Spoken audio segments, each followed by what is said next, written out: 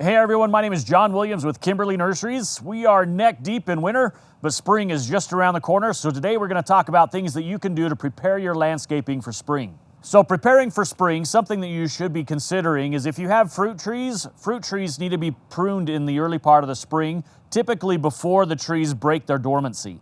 If you prune them too early, those wounds won't heal and the frost can actually get into them and cause some problems. But if you prune them too late, it can actually stunt the tree growth and reduce the yield of fruit on the trees. So pruning them in the late part of the spring before they break dormancy is the best time for pruning fruit trees. What you want to consider when you're pruning your fruit trees is how the branching structure is. Really what you're trying to do when pruning trees is open up the tree for airflow through, reduce crossing branches, and also removing all of the dead or broken branches that might be there on the tree that can cause problems down the road. Along with pruning your fruit trees, just a general cleanup and trim of your landscape areas is a good idea to do in the early part of the spring. Most shrubs can benefit from a light pruning each year. When you do a light pruning on your landscape shrubs and bushes, what it does is it helps to promote a fuller, bushier plant. Then if you don't do any pruning, oftentimes what can happen is the shrub can get fairly leggy with hardly any leaves or branches down low and everything up on the top canopy. So a seasonal trim can help keep the plant bushy all the way through. In addition to trimming your shrubs, it's a good idea to cut your perennials all the way back to the ground. Most perennials you'll cut all the way back to the crown, and then new growth will come out of that crown. Be careful not to cut too deep into the crown. So as you cut just a couple of inches above the crown, the new growth will come out and be nice and fresh. If you missed your chance to prune your perennials before they started growing again, it's okay.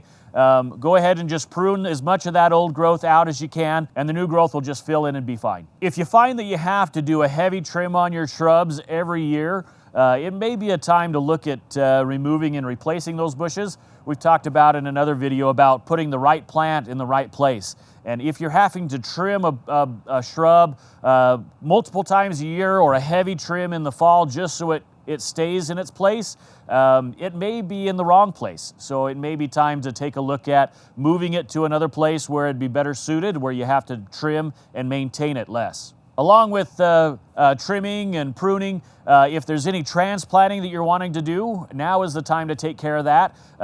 Moving trees, moving shrubs in the dormant period is the best time to move them.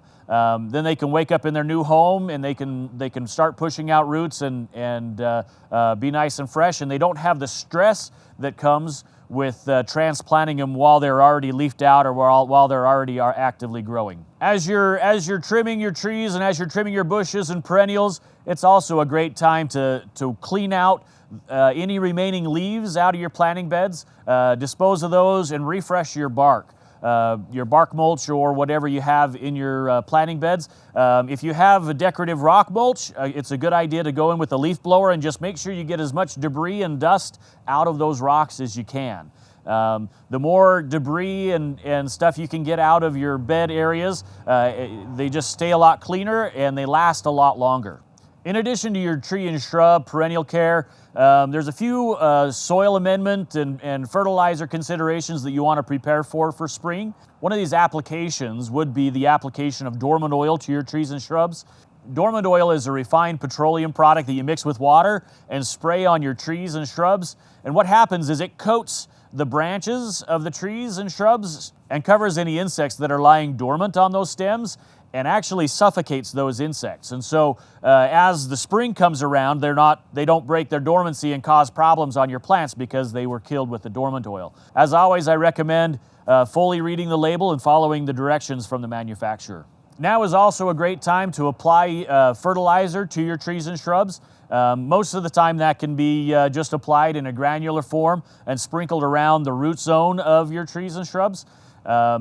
Healthy plants can resist disease and deficiencies a lot easier than those plants that are struggling. And part of having healthy plants is making sure they have the nutrients they need to do well. Typically, when considering a fertilizer to use for your trees and shrubs, you typically want a ratio of 3 parts nitrogen to 1 part phosphorus to 2 parts potassium for your trees and shrubs. This is a well-balanced fertilizer for what the plants need to do well. Also, along with the fertilizer, it's a great time to do any sulfur applications or applications of iron chelate. We've talked about sulfur and iron chelate in other videos, so please refer back to those. But it's a great time to put those down in the spring so that when the plant wakes up, it has the nutrients that it needs and the soil amendments that it needs to do well for the season.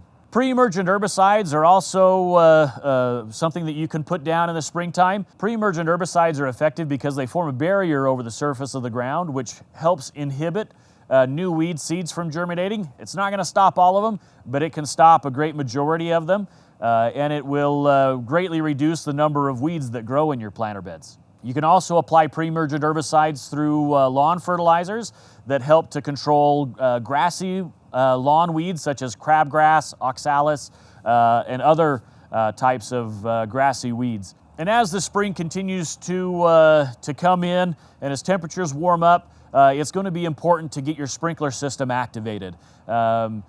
Typically what we do when we activate a sprinkler system is not just turn the water on. That's pretty easy to do, but it's very important that you go through the entire system.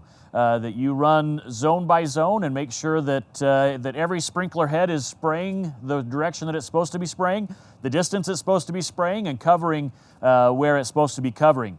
And replace and fix any broken heads, any broken pipe, or other things that may have happened during the wintertime. Our technicians will typically go through a system from the start to the finish and make sure everything is functioning just properly for the start of the season. So these are just a few things that you can do to prepare for spring. I'm very anxious to get that warm weather back. Looking forward to it.